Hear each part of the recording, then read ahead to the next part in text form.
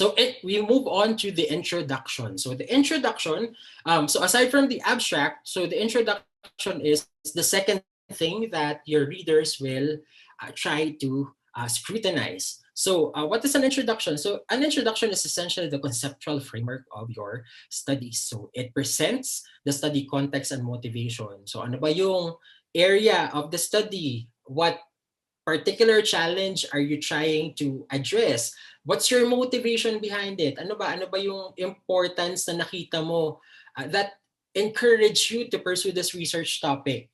In the introduction as well, we try to explain relevant theories and knowledge. So dito na papasok again, sabi namin ko, review of literature. Ano ba yung pagkaintindi sa specific area na yan? Meron bang controversy that your research can actually help clarify? So yung mga bagay na yan, you try to incorporate them in your introduction in such a way na as you continue to read your introduction, nare-realize ng mga tao, ay, mahalaga nga natingnan natin to. And then as they read more into the introduction, makikita na ay, okay, itong question na to, dapat talaga itong masagot. And it's good that these people decided to investigate that. So again, your introduction should lead to your research question.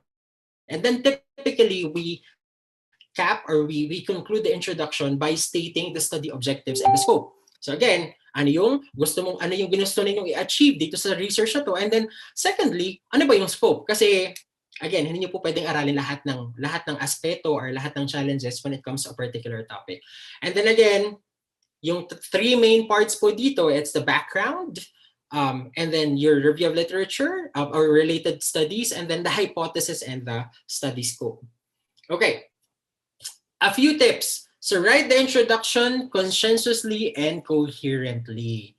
Okay, so pag sinabi natin coherently, kailangan smooth yung inyong pagkakakwento. For example, kapag po kayo ay nakikipagchismisan, so yan yung pinaka-relatable na example na pwede kong magawa. Pag tinanong kayo ng inyong kumare or inyong kabarkada, ano ba itong ginawa mo at bakit mo ba ito ginawa?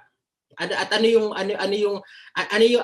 yung mga dahilan kung bakit mo inaaral lang isang bagay. Dapat po ganoon yung pagkakakwento. Para lang po kayong, the introduction is you sharing what got you interested in the topic, bakit nyo gustong aralin yan. And then ultimately, makumbinsin nyo sila na, okay, basahin mo pa yung mga kasunod kasi maganda yung intention namin, maganda yung approach namin, may basehan yung aming objective. So, basahin mo yung mga kasunod, basahin mo yung data. That's actually the role of the introduction.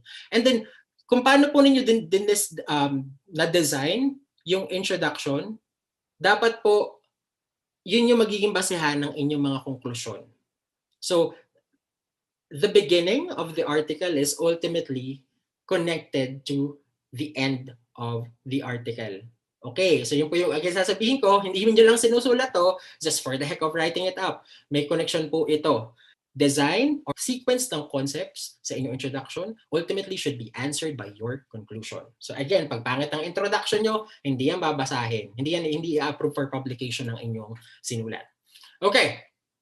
Again, so ito po, pinapakita ko na naman, whenever, gaya ng sinabi ko kanina sa abstract, whenever you're writing an introduction, the flow of concepts and the type of concepts that you're mentioning should follow an inverted pyramid structure. So essentially, from broad topics, you're narrowing it down as you go. So again, kasi pag nakipagchismisan po kasi kayo sa inyong mga kapitbahay, hindi naman kasi yung ano nang ginawa mo? Hindi ka naman didiretso sa ito, i-design ko tong experiment na to. Magpapasimula ka muna. Bakit?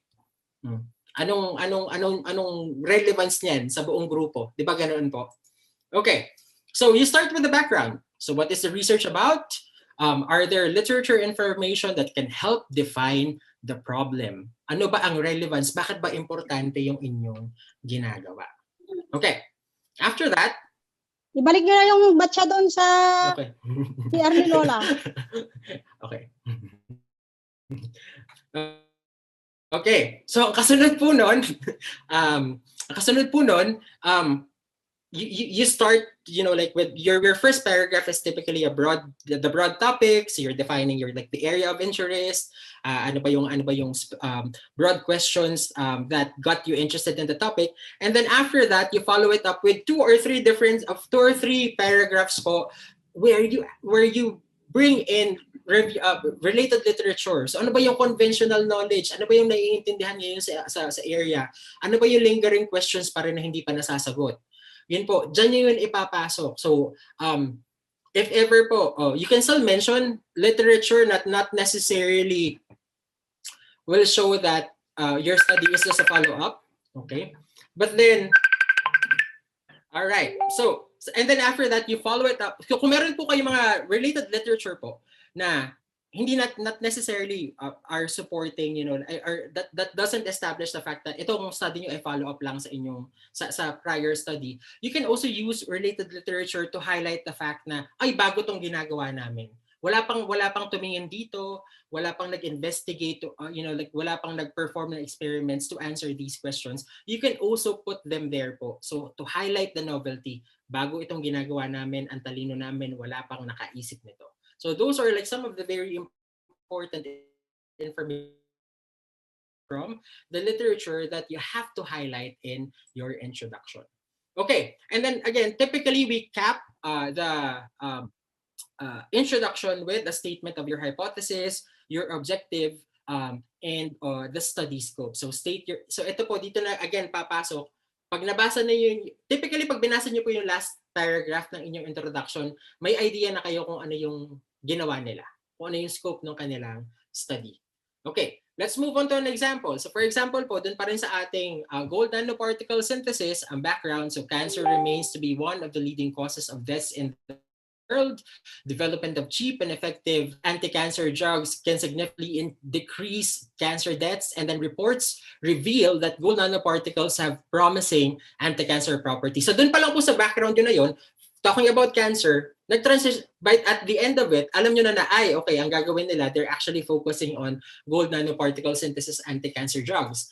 And then after that, you follow it up with mentions of specific studies in the literature. So for example, several studies indicate that size uniform transition metals within the 5 to 10 nanometer size range are more effective anti-cancer drugs. So may na-mention na po kayo doon na design element. Size, kailangan pala 5 to 10 nanometers. And then pangalawa, recent advances in nanoparticle synthesis methodology suggest that cheaper precursors and milder conditions can be employed. So pwede palang gawing mura yung pag-synthesize ng mga nanoparticles kung gahanap ka lang ng tamang chemicals, reagents, at conditions. And then, pagdating na po dun sa dulo ng inyong introduction, you can cap it with your study objective. So this study explored the synthesis of size uniform, 5 to 10 nanometer gold nanoparticles, and their evaluation as anti-cancer drugs. So again, dun sa top part na you were able to discuss kung ano ba yung relevance, anong inyong ginagawa, you were able to mention some prior studies that led you to become interested. Bakit ba 5 to 10 nanometer nanoparticle sizes ang gusto natin gawin? So, ganyan nyo po dapat dine-design ang inyong introduction. And again, hindi lang po yan space filler na magsasite na lang ako ng gantong article. Kailangan po yung mga information na sinasite ninyo ultimately will help and emphasize or reinforce your study objectives and the scope. So yung second sentence po dito, the study focused on the use of gold nanoparticles prepared via cost-effective methods. So again, doon pa din po you're talking about yung scope and of your study kasi nag-focus kayo dun sa mura.